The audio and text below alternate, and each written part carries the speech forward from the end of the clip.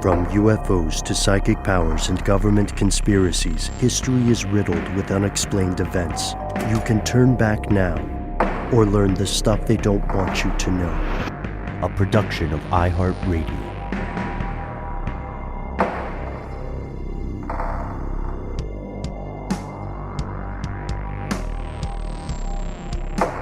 Hello, welcome back to the show. My name is Matt. My name is Noel.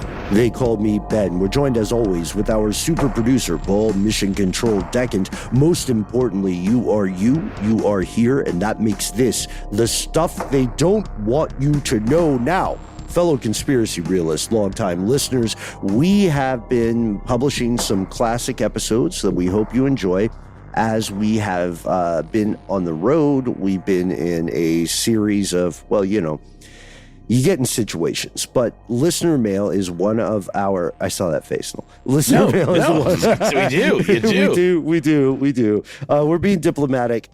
Listener mail and strange news, they're two of our favorite things that we want to do every week. And we have a tremendous amount of correspondence. We read every email we get. Shout out to Tamara C., who actually took us up on the poetry swap idea. You can be part of that if you'd like to email us. Shout out to everyone who has called in, and shout out to everyone who's going to join us on air in the future. Today, we're going to talk to our good friend Lucas regarding some harrowing things, some very Black Monday murder-esque concerns about banks overall in the West. We're going to get into a temporal tizzy, and this one, I'm coming in for, I have no idea what this one's going to be. That's voicemail coming to us courtesy of Flummoxed. And then I was thinking, before we get into all of that super important, crazy stuff, you guys, we received an amazing letter from someone calling themselves Balloon Boys. And it's nuts.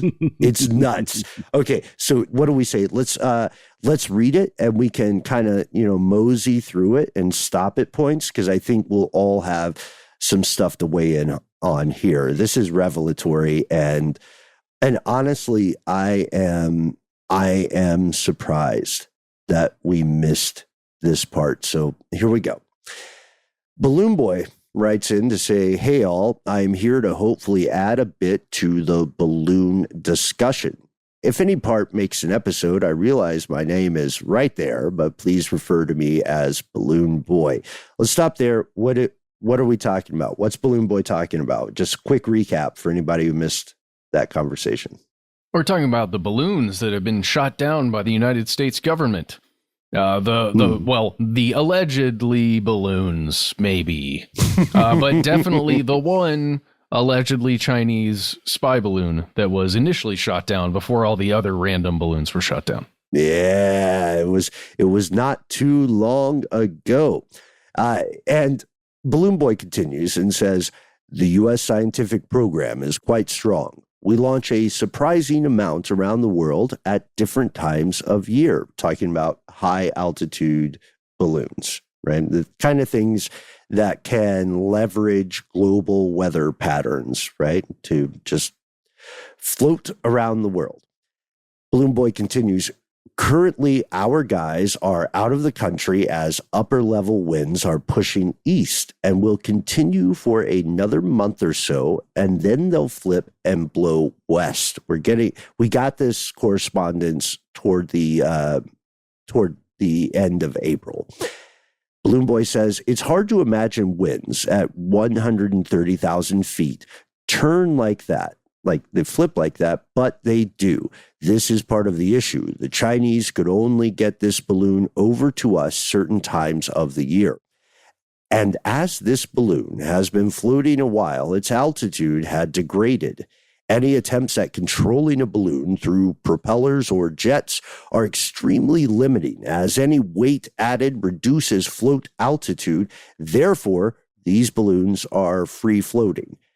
And I think that's something we talked about that, right? Like there didn't seem to be a recognizable method of propulsion for these balloons last time we talked about them, right? And what was it, North Carolina or South Carolina, where they were just trying to shoot it down? I don't know. Okay. Well, also, those folks clearly did not know the range of their firearms because, no, you're not going to hit it. Okay. Balloon Boy says, next point, standard scientific balloons float between 105 to 135,000 feet, and they're at the size of 10 to 60 million cubic feet, so they're easily seen from the ground. These balloons are about the size of a football stadium afloat. They even glow 15 to 20 minutes after sundown due to the curvature of the Earth. UFO explanation, I think. Right? That's Maybe? really interesting, right? Let's just explain that briefly, Ben. The idea is that the curvature of the Earth is such that even when the sun appears to be completely set in the sky, the angle of that sunlight can still reach up into the atmosphere at those heights. So it will illuminate the balloon as though it's still bright and shiny while everything else appears dark. Yeah, perfectly. And think about it. If you're not an expert on these things, you're going to see a UFO. You're going to ask, what is that massive floating thing in the sky that is clearly not a balloon? Anyway, Balloon Boy continues, as for payload, depending on the size of balloon, they can carry between 1,000 to 7,500-ish pounds of payload. The payloads that go on ours range anywhere from atmospheric weather instruments, telescopes, and Balloon Boy here says, they're looking up, I promise. Nice. To solar radiation detectors, to honestly anything the scientists can dream up. Here's the kicker. Balloon Boy says, I tell you this as our season is going to start up in July and continue through October, and I expect the sightings to spike due to this year's events. I realize this is a bit of a novel, but it's a complex subject. Any further questions, feel free to reach out. Kind regards, Balloon Boy. There is a season for spy balloons? Are you kidding me? What it's like, what's that seafood rule where you can only eat some kinds of seafood during months that end with certain letters? You know what I'm talking about? Oh, yeah. It's oysters, I think.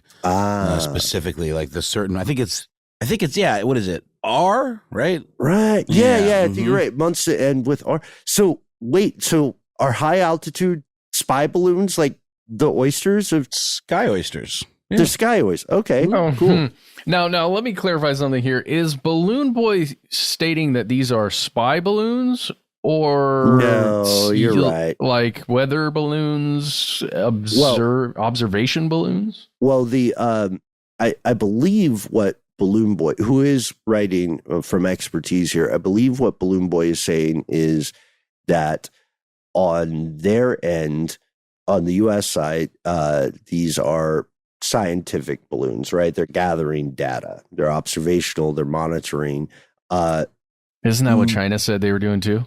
So maybe sure. Balloon Boy is talking about spy balloons. Hey, you guys, give it back. It's like that scene in, oh gosh, what was it? The Sandlot, I think, where they throw the ball, the ball goes over the fence and they have to go into the scary guy's house, right? The beast. Yeah. So what's interesting about this, and the reason we want to highlight this one, is that it shows us there is a predictability, right? There is a pattern. Now, of course, the thing about a high altitude balloon is that it is inherently dual use technology. The payload is, as Balloon Boy said, honestly anything the scientist can dream up or is mandated to put on there. I think it's neat. I want to fly our kite out here for this prediction and see, let's play these games. Let's see whether the sightings of foreign-made balloons, high-altitude balloons, start to ramp up from July to October. We live in interesting times, I imagine. With that being said, obviously, like we talked about earlier, obviously these balloons going up in the sky, the vast majority are made by very smart, very cool, dare I say, very optimistic groups of scientists around the world who have coordinated their schedule such that they can, when they're playing above board, they can share all their data together. Because human beings, even now in 2023, have not totally figured out global weather patterns. So these balloons are important. Of course, they lead to crazy stories all the time, right? All the way back to the days of Project Mogul. But gotta be honest, this just makes me want to get in a blimp, in a dirigible. So bad. How come we haven't been in a blimp yet? Can we go? What do we do? Can you rent a blimp? That already sounds like a business right there, doesn't it? Rent a blimp. Rent a blimp. Mm-hmm. I'm in. Let's go. Where do you tether them, though? Where do you park your blimp? Seems like you're limited. Well, I'll tell real you. estate for that. I'll tell you. Okay. Yeah. I'll tell you. There was a story that I can't believe I forgot to bring up to you guys. Came out of CNN, of all places, Monday, May 1st, about allegedly a satellite image of a, quote, high-tech Chinese military blimp. And it was one of the weirdest it got stories. spotted from the air, right? Yeah, but it doesn't. I don't see a dang blimp in that satellite imagery. I don't know You see a white dot. You see a white, oval. Yeah. It looks great. No, there's like a gray amorphous thing that might just be a runway and it's a bunch of tarps, they said, that are different colors because it's, it's being worked on. I don't know. Whatever. It was just a really weird story about a blimp that got caught at a hangar. And they're like, oh, man, maybe this is the new tech that we've been missing. Whatever. I want to go in an airship so bad. A dirigible, you name it. Dirigible just sounds so much more dramatic, doesn't it? Mm-hmm, I love it. Mm-hmm. It's like saying spectacle instead of glasses, right? Spectacles, I guess. So help us get in a blimp, folks, or an airship of any sort, here in the U.S. They're not frequented by civilians. Unfortunately, powered airships like a dirigible are relatively rare, I want to say, but that might not be the case for much longer. Anyway, folks, the reason we're bringing this up, big thanks to Balloon Boy, is the following. Through the rest of this year, from July to October, play along at home with us. We would love your help in measuring whether there is an actual uptick in high altitude balloon sightings here in the US and across the world.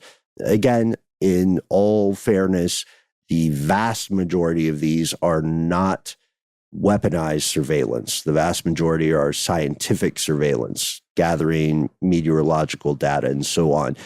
We're not looking for those. We're looking for the minority, we're looking for the cool ones, right? So we're going to pause it there. We're going to have a word from our sponsor, and we'll be back with more messages from you.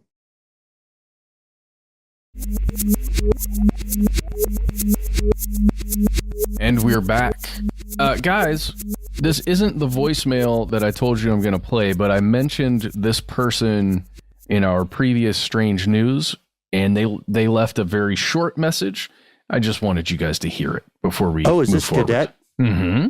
Here we go. Hey, I use they, them pronouns. You can call me Cadet. I'm calling from Baltimore. And I just wanted to say that I loved y'all's episode with Illumination Global Unlimited. I'm just blown away, and I want more of that, please, and thank you. I was going to say something else, and I can't remember, of course.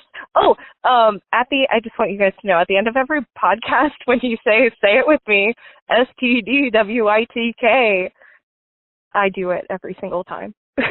Okay. Bye. Love you. Oh, you know what? We just got new digs, right? At our offices here in Atlanta, and I think some more in-person recording might be in our horizon. So maybe we can get back to doing the famous chant. I think we would all love that. Hopefully we can. Thank you, Cadet, for sending that message to us and for sending the message afterwards that said, "Oh, I forgot to tell you, you can use my message. You can use my message. Thanks for doing that." Note to everybody Bonus who calls points. in. Always do that. Good Yes, form. please do. Please do. Please do. Good form. And also remember, whenever you have something you want to relay to our fellow listeners, if it needs to go in depth, do send an email. We read every one we get. That's the best place to send us links. That's the best place to write everything out. But man, okay. Illumination Global Unlimited. Matt, I assume you forwarded that compliment to corporate, right? Well, no, they got it before it hit my inbox. So they got it before us. Yeah, they always. God, how they always do. They can get us in a blimp. I bet you IGU can get us in a blimp. It's that Microsoft the famous AI. IGU blimp. Yeah. All right, here we go. Here it comes. This message comes to us from someone I'm calling Flummoxed because I can't quite make out what the second F word is in here afterwards. You guys tell me. This is from Flummoxed. Hey guys, this is Flummoxed in Frontenac. I'm a big fan, longtime listener. I've always wanted to call in and give you guys something interesting to talk about, and something definitely happened with my wife and I these last few days. We decided to take a trip, an Airbnb getaway to a 100-year-old chalet on the Ottawa-Quebec border in Ontario. And a few strange things happened. Namely, we somehow didn't realize that we were driving into one of the worst ice storms in recent history, probably decades. People dead, debris all over the roads, black ice, fog. It was just like Silent Hill and a blizzard mixed together, but we managed to get there in one piece. And a few weird things happened, kind of the thrust of what I'm talking about. Whenever I went through the door to check it out, the power was out. And I also, I later found out that my wristwatch, my trusty Fossil, had died the second I went through the door, like on the dot. I know because I just checked the time before I went inside. We later went to check the time because there was a clock on the wall, and we confirmed that the time was exactly right with our phones. But a few minutes later, we realized that either the clock had never worked or it died the second we checked it because it was not tracking the time. It was just the perfect time to check it. And then to top it all off, this temporal tizzy, we get home and the battery-operated clock on our wall has died at the exact same time that the clock in the chalet had died. It was just, I don't understand it. It's all very creepy. Of course, it ought to be coincidental, but like that's a bit much, isn't it? How does that happen? Also, this place was definitely haunted. At one point, I was sneaking around in my underwear with a frying pan, trying to find an intruder we definitely heard, but definitely was not there. So, I don't know. What do you guys think of this sort of the alignment of time falling in or out of place? I don't know. Do you have any stories like that? I don't know what to make of it. Anyway, cheers, guys. Love the show. See ya. Flummoxed in Frontenac. Awesome. Yeah, Quebec what is that? City. It's a municipality in Quebec. Mm-hmm. Yeah, it is Le Granite Regional County Municipality. And the temporal slip. At first you had my attention, sir. Now you have my interest. Or what? How did that quote go? Whichever, that works. Quote? No, I don't think that's the right one. But yes, this is something that's super common, right, Matt? People have lost time. I want to shout out again, I know I'm a broken record here, but again, our fantastic exploration of the bicameral mind with our good friend or ride or die, Joe McCormick from Stuff to Blow Your Mind.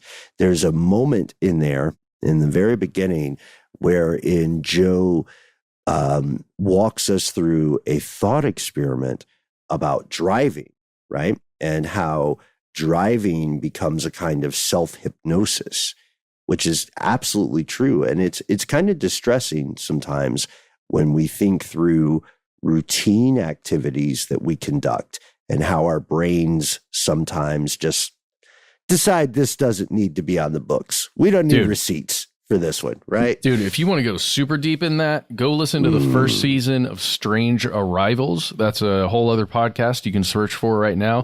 They go into the Betty and Barney Hill story, and which really centers around some lost time and then exploring in various attempts getting back to that time that was lost and figuring out what the heck happened. Really weird stuff. What's the most time you've ever lost? Have you guys ever had a slip A Wrinkle in Time. Good book. Bad movie. No, not like that. No. Okay. For me, it's when I have fevers. So if my body is ever at a point where it reaches above 101 degrees Fahrenheit, then I will lose time. But it's usually just me falling asleep at unintended times, right? I was going to say that's the state of some sort. That's the term. Yeah. I was going to say we definitely got an email in the past from a listener who had a bout of lost time while driving in the car, and like they looked up at the clock and there was a gap, and it was I can't remember the exact details, but I think they associated it with seeing an unusual visual phenomenon as well. Because you might have been sleeping accidentally. Whoops! It was a dream.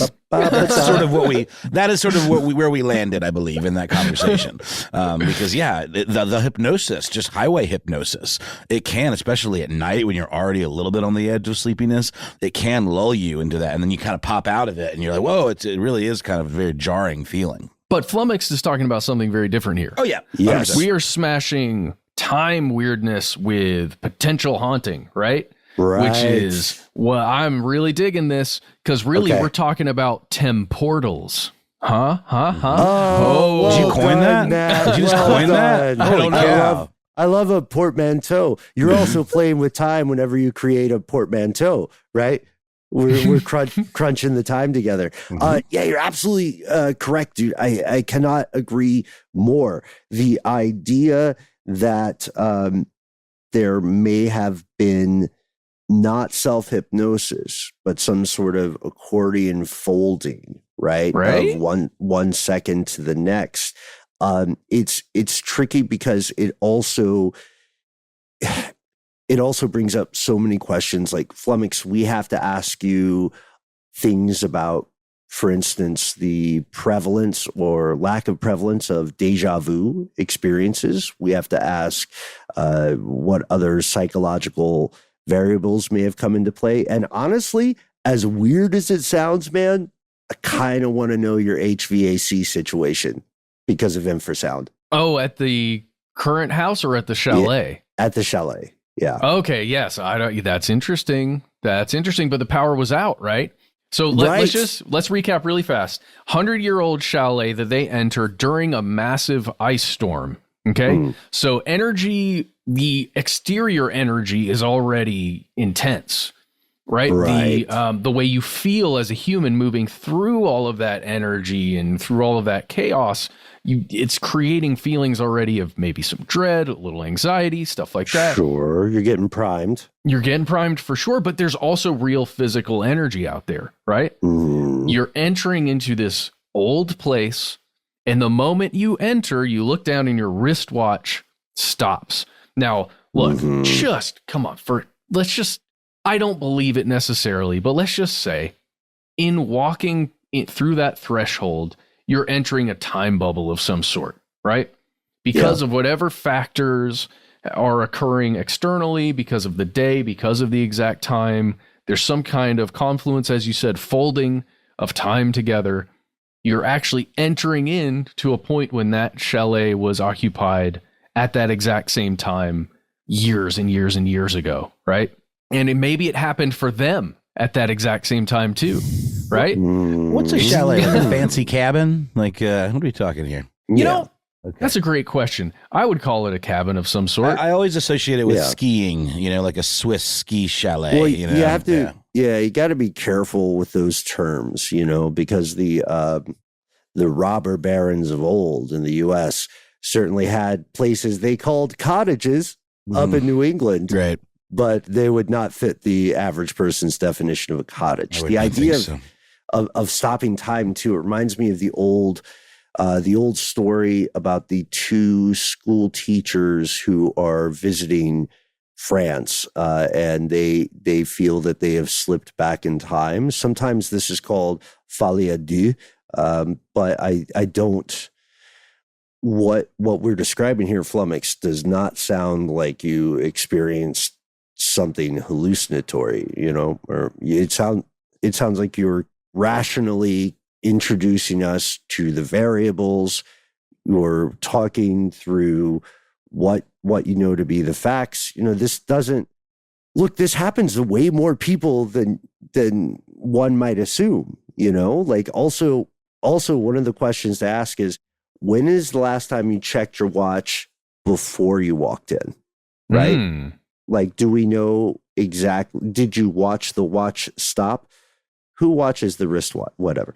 But the also adding to, okay, the HVAC situation is interesting, but then we would have to know if the power is out. The only way that infrasound would have been influencing this is if there were a separate generator, right? Like diesel powered or battery powered or something. Doesn't sound like that's the case, but Matt, Flummoxed, Noel, Mission Control, everybody, all of us, NSA intern Steve, here's a question.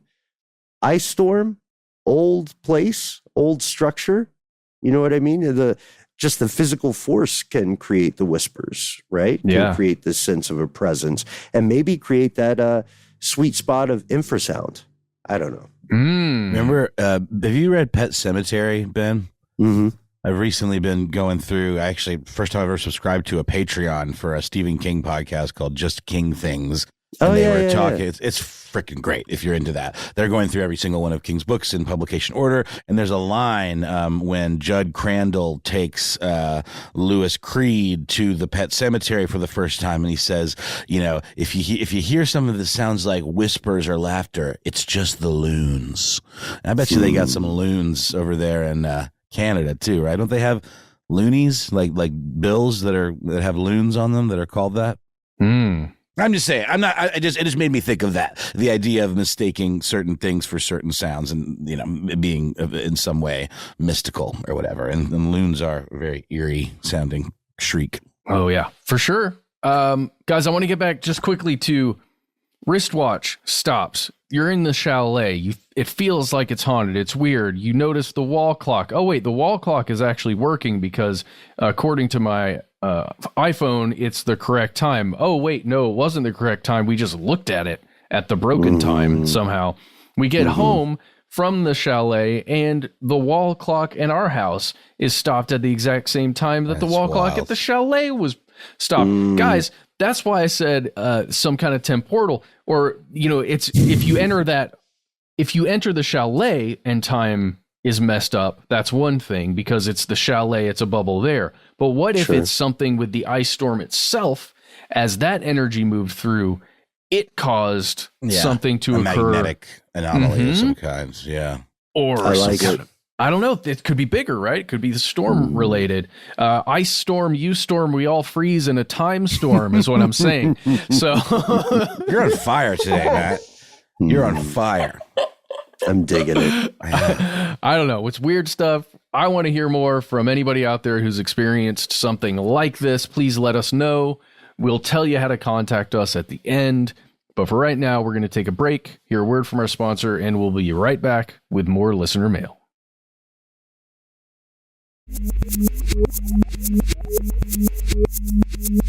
And we're back with one last piece of correspondence from you. In this case, we're talking to you, Lucas. Very quick email posing 2 serious issues we need answers to. Lucas writes, bank failures and the debt ceiling. What do we do if more banks fail? What can we do if the politicians don't figure out the debt situation? I think this is something that has been top of mind for all of us with the recent bank failures, you know, specifically surrounding Silicon Valley type investments, you know, tech startup investments, venture capital firms, and all of that with Silicon Valley Bank. And there was another one. The name is escaping me now.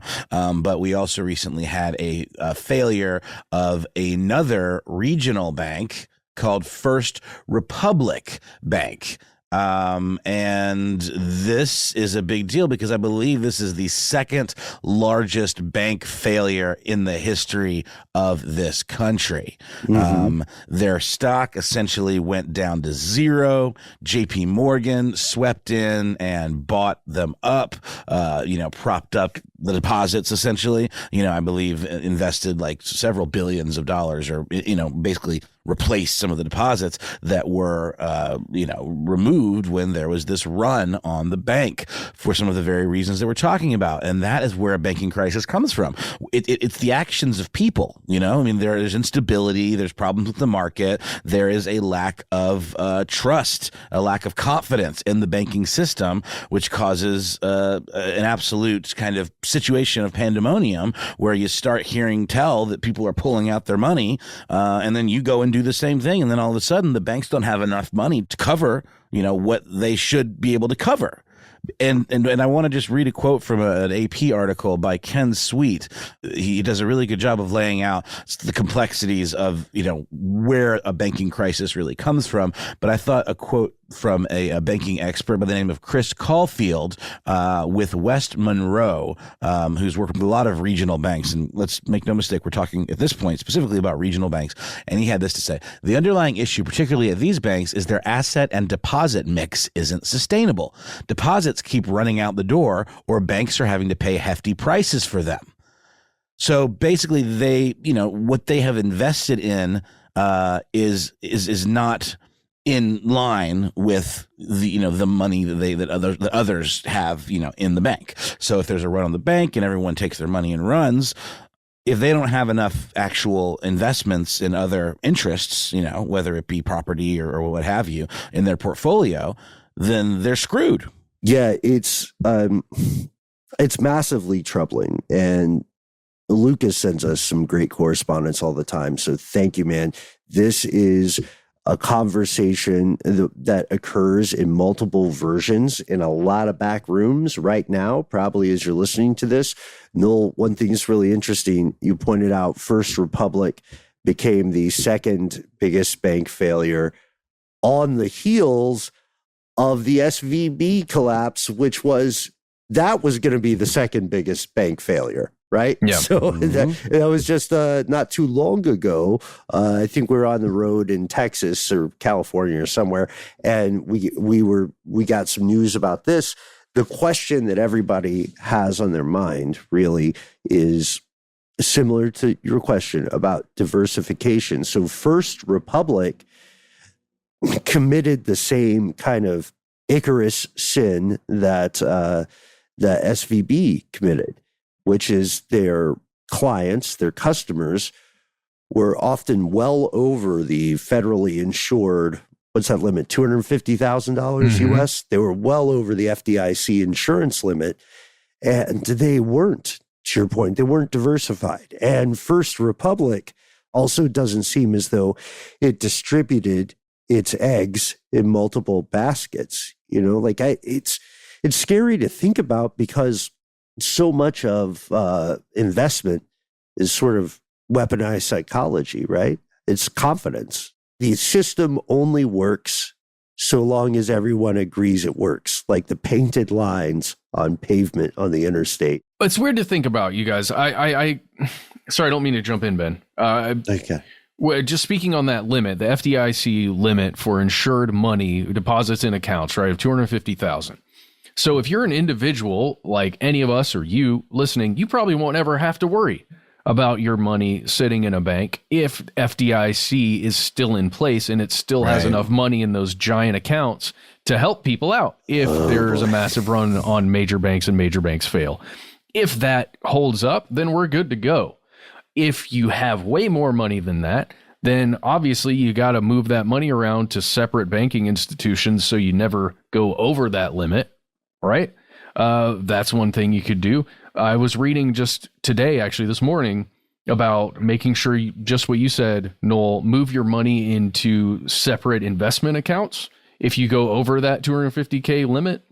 The weird thing is when you get into companies, right? Because companies have operating costs that are in the millions or hundreds of millions or even up to $1 billion. I don't know how many companies have $1 billion operating budgets, but some of them may, some of the massive ones. That's when it's weird, because what banking institutions do you hold all that money in to actually pay out people on an ongoing basis? How much money do you need in a single account or a dozen accounts in order to get business done? And when stuff goes down with that major banking institution, what do you do as a corporation to make sure your money is safe? I think that's where it gets scary. Morgan. Yeah, and they're like, hey, Wells Fargo, Bank of America go, hey, here's $30 billion. Right. Hope this helps. What up, JP? And you guys, I mean, like, this is the crisis that we're seeing is it seems to be isolated to these smaller and medium-sized regional banks. And to your point, Matt, with FDIC insurance, $250,000. That's a respectable amount of money to have in the bank. Sure, it doesn't make you like mega rich though. So what are the mega rich doing? Are they pulling their money out? Are they putting it in like off seas over Panama? Dirigibles. Okay, Dirigibles. they're putting It's all in all dirigibles. Airships. Or maybe mattress firm. Yeah. Swiss. Moving to New Zealand, maybe PO boxes in the right countries. Like, the more money you have, the easier it is to accrue money, and the easier it is to protect money, right? Like, there's definitely a feedback loop there. In terms of what those individuals might do, I posit to you guys that at the tippity top, we need to stop thinking about these people as people in this function. You need to think of them more as perpetual institutions. Right, countries, I mean, unto themselves. Because if they made a move like that, or if there was a run on the bank from the super rich like that, and that could really cause a serious domino effect that could potentially crash larger banks, right? Yeah, and the more dangerous thing here is, look, I know this is going to ruffle some feathers, but what folks need to understand, what everybody needs to openly admit, is that at the top of the financial hierarchy, right, the so-called 0.01 or 0.001 percenters or whatever you want to call them, those folks have some pretty communistic views in some ways. They definitely want to own the means of production, if you get what I'm saying. So how, when you talk about, when an average person just hanging out talks about $250,000, you don't own the presses that create that money, right? You don't get to call the Fed and talk turkey about interest rates. These people can touch those institutions. They can influence it. I'm just saying, like, why is bankruptcy absolutely terrible and an existential threat for the average person? But for a billionaire, a billionaire, it's like, oh, I had an interesting Thursday. You know what I mean? Like this, I think the game is rigged, man. I think it's weird that I think it's weird that the cooperative confidence in these institutions has given them so much power. But also, no, Matt, I don't know about you guys. I don't know what a more feasible approach is. I don't know what the alternative is. And this stuff it's a house of cards, though. If one collapses, like, you got to cauterize the wound, or else the rest of it can go too. It's true. Tell me. Good news. Do what friend of the show, David Kari Weber Chappelle does. Just buy up most of the land in your small town in Ohio. if you're a dirigible having or potentially having person, just buy up the land, because if you've paid for that land and you've got the deeds, then you've got that money and no bank is going to take it from you. I don't know. That's pretty smart. I guess some people are upset with him for doing this, but it's a smart move. Who's upset? Yellow. What is the name of that town? Oh, I'm sorry. I don't know the name. It's Ohio. Yellow Springs. Okay. I guess we should say that dirigibles, jokes aside, might not be the absolute best place to put your money. But one of the biggest questions that I think Lucas is getting at here, Noel, is the idea of which institution is to be trusted. Like during the pandemic and several years before, a lot of very well-to-do people were buying land in New Zealand, because New Zealand is a top-notch place to be when the world burns down. But where can people, like, even if you don't agree with money, with the concept of money, which is a religion, you have to participate in it, right? We have to live in this church to some degree to survive. So where could people safely put their assets if they can't use dirigibles? Yeah, I'm gonna put out mattresses again. Just the old trusty.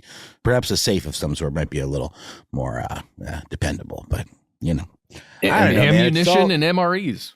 It's all freaky stuff, y'all. I think we're discussing this. I think we were all kind of frantically Googling stuff relating to maybe our own finances and stuff. I mean, what can you do? Is there anything that the average person can do to protect themselves from this kind of stuff? Yes. Slowly, whenever you can, take out $20 from your bank account when you saved up. It's not easy, but do it. Take out $20, take that $20, hide it somewhere, and then make a stack. Once you have a stack, turn that into something seriously useful that can help you in the future, whatever it is. A tangible asset of some sort, right? Because remember, the coupon system works very well for some people, but you cannot actually eat those coupons. Nope. So the big move is to, a reasonable non-paranoid move is to, every time you make a purchase, if you're at a place that offers you cash back without a fee, do what Matt said, take the, like a small amount. If you can, if it's possible. And, stack your ducats and then start thinking in terms of the life that you would live if you were the only person around with no support system. Start from there. And there's no power, maybe, and water is not potable out of the tap. Oh, God. Yeah. Life straws. Can't say that's good. We're going too far. And last thing, guys, as a homeowner, what happens if there's a banking collapse? Are they going to come for your homes? What happens to those secure, like to the bank that maybe holds your mortgage, like a Wells Fargo or a, for example, Raymond James or whatever it might be. Well, Raymond tells me everything's fine. What about James? Did you guys know that I have hung out with? Never mind. I have some connections to those actual human beings. And shout out Hank Harris III. Certain club in the country, I hear. Yeah. No, but in all seriousness, I mean, like, one of the largest expenses for any human being is either rent or a mortgage. So if there were some, like, just global banking, like Fight Club level banking collapse, what happens then? Are they going to come and try to cash in their assets, being the remainder of whatever you owe? By taking your home? Like, how does that work? If you can no longer afford to pay because your money has evaporated along with everyone else's money. It depends on the amount of people. Honestly, it's a numbers game. If here's the thing, if 100 people default on their mortgage, right? If 100 people get their home foreclosed, then the United States says that's their problem. If 100 million people at the same time get their homes foreclosed, then now it's the U.S.'s problem. So it's a scale, right? It's a cost-benefit analysis. It's quite Machiavellian. It's quite brutal. It's quite cold. And as an individual, we must remember to focus on the things that we ourselves can directly control.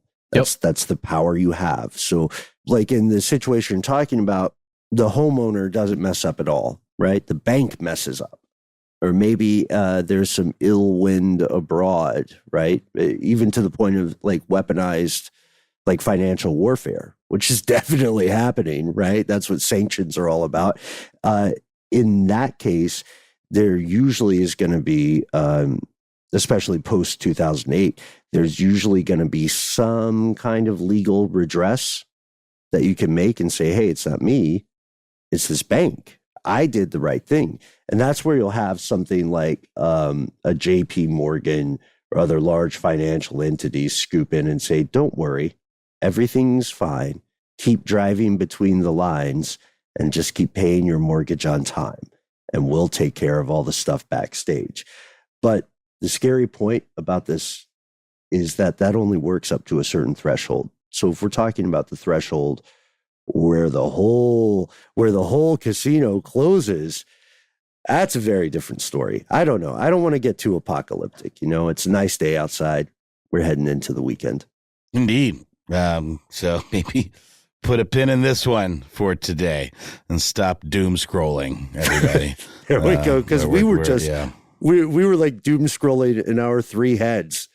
I'm watching our faces as we're listening to each other about this. And I think we're all trying, like you said, Noel, we're all trying to frantically figure out what the solution would be. In the worst case scenario, we want to hear your advice. We want to hear your ideas, folks.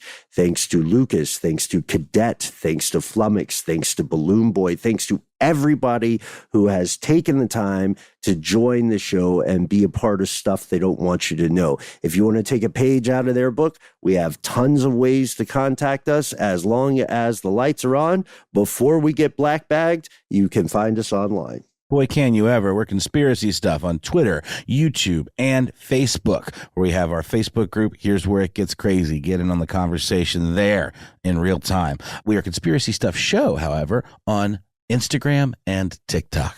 I hope everybody has seen that sperm donor video that we made. Oh, boy. It was so good, guys. It was just well executed. West, our amazing cinematographer, really knocked it out of the park. And that was a full collaboration with the four of us. Super, super fun to do. We hope you guys are enjoying that content. And the next one, spoiler if it hasn't come out yet, this is a little taste. It has something to do with Bad Boys. It's so funny. What are you going to do? I just watched it again. It was so freaking funny. Okay. Again, follow us, Instagram, TikTok, YouTube, all the places. Making some, in my opinion, hilarious stuff online. And if you don't play the dopamine casino, if you're a little more old school, you like a quiet storm, you can always give us a call directly, just like Flummoxed did. The number is, say it with us, Cadet, 1-833-STDWYTK. You'll hear a voice, you'll hear a beep like so, beep. You'll have 3 minutes, they're yours. Go nuts, get weird with it. Give yourself that street name or nickname you always wanted. Tell us what's on your mind. Let us know if we can use your name and or message on the air. And most importantly, if you have a story to share with our fellow listeners that takes more than 3 minutes, has links, has photographs, stuff you want us to look at. Matt and Noel are tremendous video and audio experts. They can give you a keen eye and ear on things that might need some scrutiny. The best way to get that to us is through a good old-fashioned email. Just drop us a line where we are. Conspiracy@iHeartRadio.com.